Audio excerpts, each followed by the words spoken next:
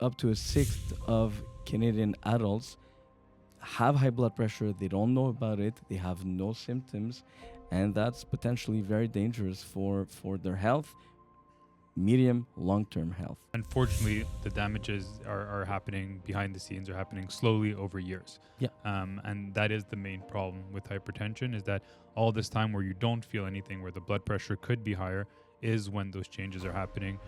What do I see with my patients when they have high blood pressure and I tell them, hey, you need to be on medication right now because what's important right now is we control your blood pressure. Then obviously the next thing after that I do at the office, I look at their body composition and I say, now we need to address this, which is your weight.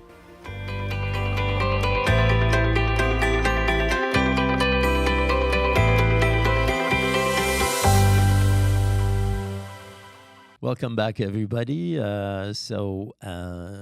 Today we're talking about high blood pressure. This is a new podcast. I'm Dr. Benheim Albert.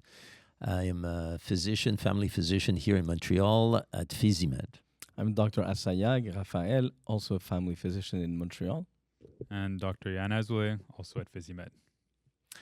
So high blood pressure is a very common problem that we see in our offices, and it's often enough patients don't pay too much attention to it, while it is a very, very important issue, a very important problem.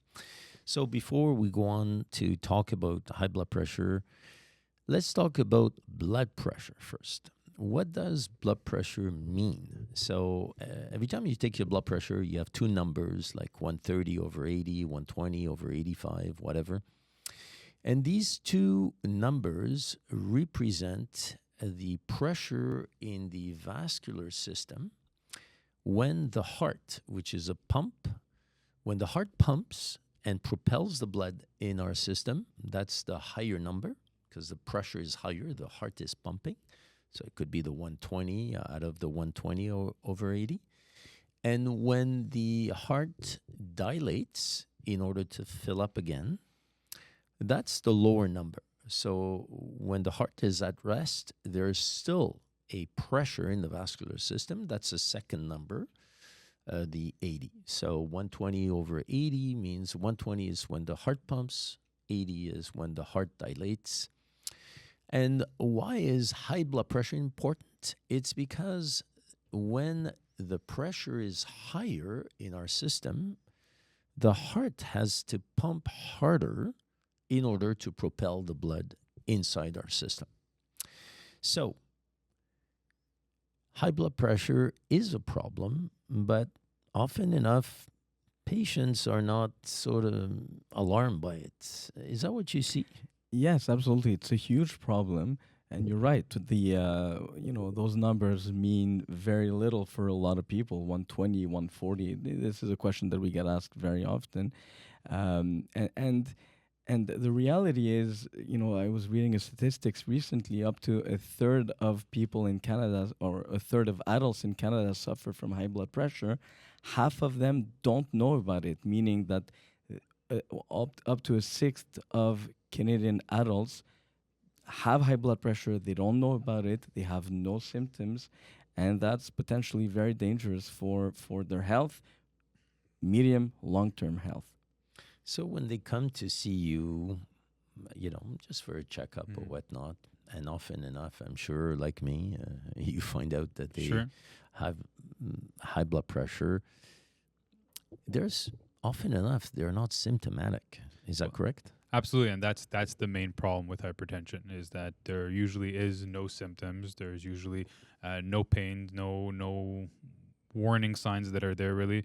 They often call it the silent disease because people don't really know about it. And it's only really seen once we take the blood pressure.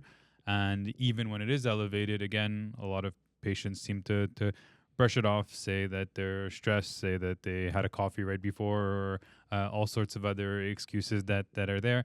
But in fact, it is something that's important to take seriously, because there is some real serious consequences long term as well. So when the pressure is higher, most of the time, our patients do not have symptoms. However, when the pressure is much higher, a lot of patients may have symptoms. What are the symptoms that they So- come so to what- you with? When the blood pressure is very high, we're talking about 160, 180, up to 200, they'll get, headaches or heaviness in the head, Mhm. redness, flushing, just sort of a general feeling of not being well. Erectile dysfunction is a big one also, difficulties with erections. It's often a consequence. But these are very And non-specific. sometimes nosebleed.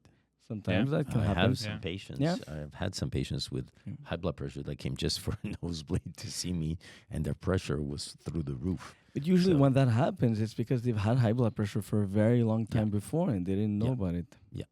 So when we have high blood pressure and we don't know about it, the question for the audience now that we need to answer is, does it do damages behind the scene, or are the damage only felt or they only exist when patients are symptomatic? Yeah, so unfortunately, the damages are happening behind the scenes, are happening slowly over years. Yeah. And that is the main problem with hypertension, is that all this time where you don't feel anything, where the blood pressure could be higher, is when those changes are happening at various places around the body, at different organs in the body.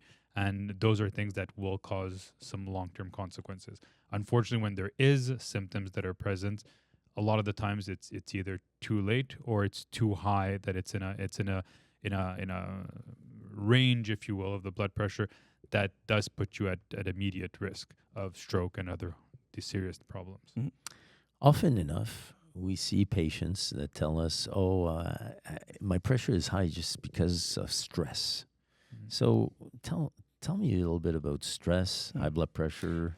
Stress can increase your blood pressure temporarily. It's a very short-term thing, but stress is not usually the main factor or the main cause of high blood pressure. We're looking at chronic high blood pressure. I tell my patients often, if I bang my elbow really hard on the table, I'm going to be in pain and my blood pressure is going to go up. It doesn't mean I have high blood pressure. It just means I'm in a lot of pain. Yeah. An hour later, the blood pressure comes down.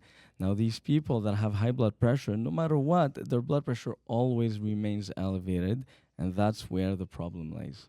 So what's important for the viewers is that we're human beings, we're alive, we react to our environment. In the French video before, I said that if I put a gun to his head, his blood pressure is going to go up. He's not sick. I take the gun away, his blood pressure comes down. He's just reacting to this problem. So blood pressure fluctuates. The question is, where is this fluctuation? Is your fluctuation always up here, or is it up here? So this is really key. Your blood pressure will fluctuate. That doesn't mean you're sick, but we need to see the trend, right? Absolutely. So when somebody comes to your office and they want to know whether they have or do not have high blood pressure. Sometimes some patients come to us and say, I've been taking my pressure at the pharmacy. It was high, but I don't know. So how would you diagnose a patient with high blood pressure in your office? Yeah, so I would say that last situation, which does happen but is more rare, I would say, is the ideal situation, because we know that it's already high.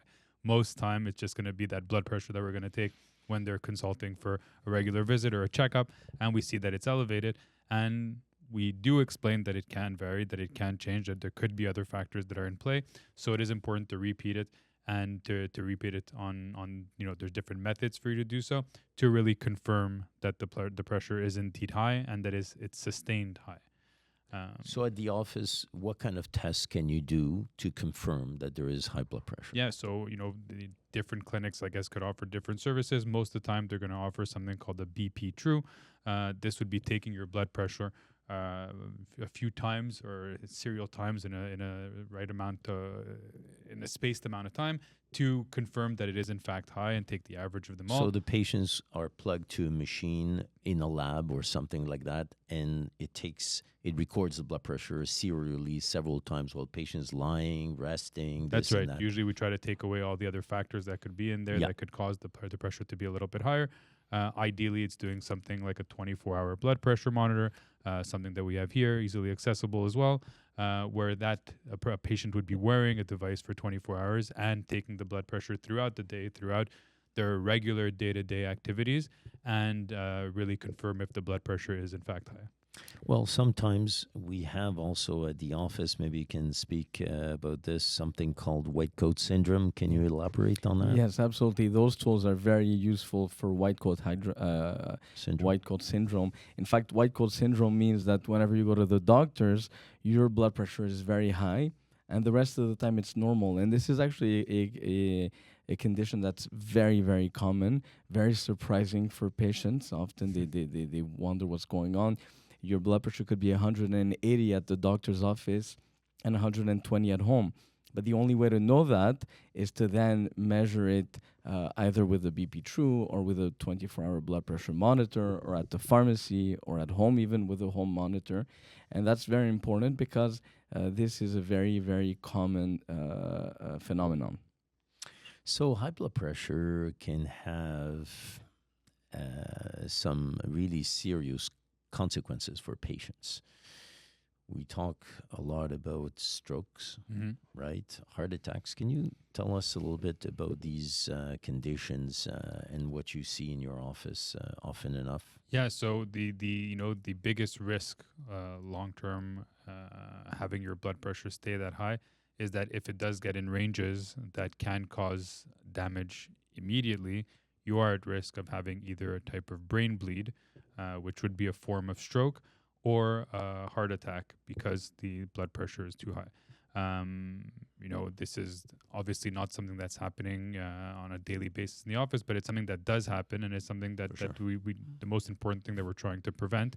And oftentimes, these patients have very serious consequences long term, have different follow-ups that are going to be there, and are going to be put on plenty more medication after an episode like that to treat them and to make sure to prevent any other episodes from happening. And sometimes chronic disability. I mean, some people never fully recover from these episodes, so it's catastrophic. Unfortunately, what we see really is when somebody has a heart attack or a stroke, it's an acute event. It's sometimes catastrophic, as you mentioned, but the problem started way back, like sometimes 20 years before, 25 years before, slowly. And the end result was, the unfortunate events of a stroke or a heart attack. But don't forget that the root of the problem started way before. And this is what we try to prevent, when we see our patients at the office. So let's talk about how we treat high blood pressure. So you have somebody who has high blood pressure in your office. So what do you do for that patient? Yeah, so, it's important that, again, like you first said, explain what hypertension is, what's happening, and why it's happening. And then explaining that because they are an immediate risk, that it's important for us to treat it immediately and to reduce their blood pressure with the use of medication. But globally, the most important thing to discuss really is to change their lifestyle, change their habits, change their diet, make sure that they exercise more, and make an effort to lose weight. I think that too is one of the most pretty much. So the number most one is to control the blood pressure with medication, and right after to start dealing with the root cause of the problem, usually which is due to lifestyle. From what we see, mostly patients smokes, drink, and whatnot. Let's talk about something else. One of the common things that I see, a common denominator or factor that I see in a lot of our patients with high blood pressure is this excess weight. So how do you deal with that with your patients? It's a big factor. The weight has a huge impact on the blood pressure. There's other factors like diet, like alcohol, like smoking. Oftentimes they're all related, but weight it has a big impact, and reducing weight often has a very, very good effect on reducing the blood pressure. Now, one of the questions we get asked the most when we talk about blood pressure medication is, Doc, am I going to have to take this for the rest of my life? This is a question that we get all the time. For sure. And the answer is, well, maybe, but often no. And one of the most effective ways to either avoid medication or even be able to reduce and eventually stop medication is losing weight, is improving lifestyle, or all these changes. And so weight in itself, but also all the things that lead to being overweight, have a huge link with high blood pressure, and often we can make a huge difference just by targeting that. So what do I see with my patients when they have high blood pressure and I tell them, hey, you need to be on medication right now because what's important right now is we control your blood pressure. Then obviously the next thing after that I do at the office, I look at their body composition and I say, now we need to address this, which is your weight. So often enough, I see my patients rolling their eyes, okay, but they understand it. They're never surprised, right? Let's be honest here. They're never surprised. So the question is, what I do with my patients is I tell them, listen, you've got some weight to lose, sometimes a substantial amount, and I tell them, listen, if you want, try it on your own. If you think you can do it, try it on your own. Often enough, I hear, Doc, I've been trying all my life, up and down, and I've been dieting for a long time. But I tell them, try it on your own. If you can't, there are very, very effective methods nowadays to help our patients lose weight. So it's not like before. Today, we have tools to help you. So I'd like you to elaborate on that. What are the tools that we have today to help our patients? Sure. I mean, I think that we've discussed it pretty thoroughly on previous podcasts as well. But one of the major tools that we have today, which is very different, is the use of different types of medications like GLP-1s. And these medications... You're talking about Ozempic, Correct. Mounjaro, Zepbound, Yeah, Wegovy, okay. Those type of medications. Yeah. And those are very effective at really regulating their food intake and really understanding what they actually need to be doing to lose weight. Of course, it's not just that. It's a question of also changing their physical activity and making sure that they're balancing that correctly. And that makes a major difference. It's not a question of just taking a medication to treat another one, but they say that to control your hypertension or even to prevent it, even a small weight loss, 5-10%, will be sufficient to make it have an impact. And I think this is something we've also mentioned before, is that medications don't treat any of the causes of any of this, right? Yeah. They don't treat the cause of hypertension. They don't treat the cause of obesity. I think it's important while taking on medication to control your blood pressure to really work hard at treating the cause of the blood pressure being elevated. I think we forget also often to talk about alcohol. Alcohol is a huge driver of high blood pressure, and so that's also part of that has to be part of the discussion. Often enough, I see my patients that tell me, Doc, I eat well. I don't abuse. I don't eat junk, but they don't realize that they drink a lot of alcohol on the side. It's like eating is perfect, but alcohol is no big deal. You know what I mean? Often enough, I see that with our patients. One thing that came up this week actually with a patient about diet and how to change it is the salt intake or the salt question, right? Yeah. Is that a lot of people know now or are well aware that salt has an impact on their blood pressure, but people have a hard time understanding that it's really that sodium part that's in there and the sodium that's in so many different foods and so many processed foods and so many things that we may associate as being healthy foods, but that are way worse than actually adding a little bit of salt on your Yeah, food. So I think sure. it's really better understanding your diet as a whole and trying to take a look at these things to understand what we're putting in our mouth and what we are eating. That will have an impact on our blood pressure and on our health. Absolutely. So the message today for our viewers is that don't take your blood pressure lightly. This is a very important item that is easily measurable. You can do this at home. And if you do have high blood pressure, I urge you to speak to your physician, take it seriously, and treat it appropriately. You have the options of medications, but nowadays you also have the options of improving your lifestyle, losing weight, and becoming healthy. So that's the key message. On that note, anything else you want to add? Don't ignore the blood pressure. It's very important if you want to live a long, healthy life.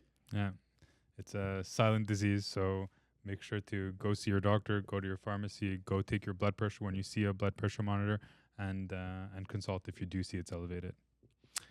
Well, if you enjoyed this podcast, I invite you to share it with your friends and family members. If you want, we are on all the social media platforms, Facebook, TikTok, YouTube, and whatnot. And you can find them also on our website. So we'll see you in 2 weeks for our next podcast. See you then. Thank you.